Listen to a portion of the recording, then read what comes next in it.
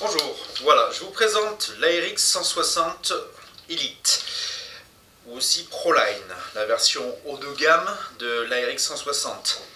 Elle se différencie du modèle basique par rapport au poids et à la finition, sachant que la version dite Sportline, donc entrée de gamme, qui fait bien 120-130 € de moins, pèse quasiment 800 grammes de moins que ce modèle. Alors, les caractéristiques de l'ARX 160, version donc ambidextre, on va avoir le levier d'armement que l'on peut changer de côté, le levier d'armement, le sélecteur de tir également ambidextre, l'éjection de chargeur également qui est ambidextre, donc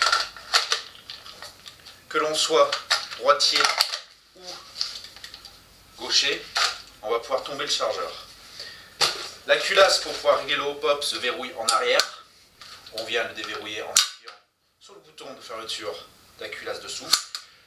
Le gros problème quand on a des gros doigts, c'est venir régler le hop-up. L'avantage, c'est que ils ont pensé à tout, comme sur le vrai. On abaisse le système de verrouillage et on sort le canon. Donc, pour nettoyer et tout, c'est juste le panard. Pour régler, eh bien, on vient régler directement. On peut regarder le hop-up dedans. Le hop-up est proche du système BAX, donc avec les deux systèmes qui viennent guider la bille. Pas terrible, en niveau tir, on a constaté un bon tir, mais peut faire bien mieux. Le canon est un canon laiton de 6,08 d'origine, donc là aussi, peut bien mieux faire de ce côté-là. Le fabricant d'origine est SCT, donc pour ceux qui connaissent, ça va être du Ares, ou aussi le milieu à bas de gamme Ares. Alors, remettre le canon en place, dans le bon sens bien sûr.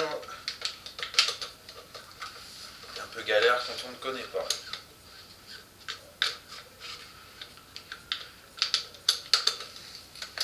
Donc, pendant que j'essaie de remettre ça, il faut savoir que cette réplique donc, tire aussi bien en semi qu'en rafale, et qu'elle est blowback, mécanique, voilà, verrouillée. Donc, dans l'absolu, on va venir tirer sur le cross, déverrouiller le système, prise mini Tamiya.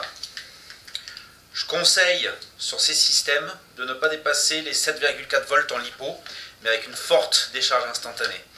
Là, j'ai une batterie LiPo qui est chargée à 75%, 35C de décharge, donc largement suffisant en soi. Donc faire attention quand on vient tout remettre en place que l'on ne coince rien. Voilà. Donc la crosse est repliable si on le souhaite, même si au final c'est juste une question de transport la plupart du temps. Peu de monde vont vouloir l'utiliser crosse repliée, même si vous, sauf si vous le voulez. Donc sécurité, coup par coup. Rafale. On peut désactiver le blowback en gardant le levier d'armement et en armant la culasse, donc en le verrouillant en arrière. Là, on consommera moins, on usera moins la gearbox. Donc pour donner une ordre d'idée. L'effet de recul n'est pas vraiment très important, même si on le verrouille. On va avoir quelque chose qui brasse un petit peu, mais sans plus. Des détails intéressants, ça va être par exemple le système flip-up des backup iron sights, organes de visée mécanique, réglables, donc plusieurs trous à chaque fois, style Ghost. Donc ils en ont mis 5 diamètres différents, avec à l'avant une hausse réglable en hauteur uniquement, pas en dérive, malheureusement, même si, ah si, pardon, c'est bien réglable en dérive. Le système d'accroche sangle devant va bouger de gauche à droite, donc du coup ça permet de pouvoir mettre vraiment en ambidextre, avec un système d'accroche sangle sur le long du corps pour éviter qu'il ne passe dans le chemin si on souhaite passer la sangle dedans, ou simplement comme point d'accroche. Système d'accroche donc ici de chaque côté, et également au niveau de la crosse. Que dire de plus? Gearbox, ce serait une version 3. Légèrement modifié pour l'occasion. Le switch dessus est comme sur les Ares ou les Stars, c'est-à-dire l'interrupteur mécanique. comme on trouve dans l'industrie, donc c'est quelque chose qu'on peut trouver sans trop de difficulté. Quelques inconvénients sur ce type de système. Avec le temps, on remarque qu'il y a un dépôt de carbone qui se forme et donc un problème assez important de contact. Je pense que ce genre de réplique devrait mieux fonctionner sur le long terme, comme d'habitude, avec un MOSFET, pour éviter l'arc électrique dès que l'on va tirer. Surtout avec une LiPo avec forte décharge instantanée. En ce qui concerne la puissance, on est à 340 fps, à peu près 340 fps. Sur les 3 modèles que nous avons mesuré 337 fps de moyenne, 340 fps de moyenne et sur le dernier 342 fps de moyenne. Donc on reste quand même dans des bonnes zones. On peut rajouter, si on le souhaite, un canon de précision sans trop monter la vitesse. Faire attention simplement à la marque et au modèle. Détail intéressant sur cette réplique par rapport aux autres modèles, ça va être la capacité de pouvoir monter d'origine des accessoires dans tous les sens. C'est-à-dire, ici, vous avez les rails dessous, sur le côté, et donc, comme sur les M4 par exemple, ou G36, un flat top, surtout qui ne va pas gêner tout ce qui va être montage de red dot.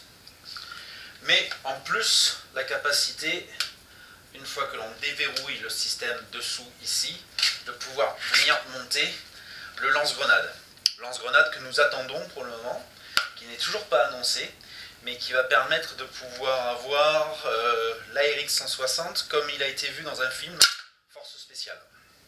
Voilà, donc c'est tout pour la review. Je vous peut-être le présenterai plus tard avec quelques tirs au niveau de précision d'origine, mais pour le moment, vu ce qu'on a vu, vraiment rien d'exceptionnel en termes de précision, donc je pense pas que ça vaille la peine vraiment de vous montrer ça. Je dirais que c'est une très bonne base, ça demande quelques modifications vraiment pour rendre la réplique intéressante.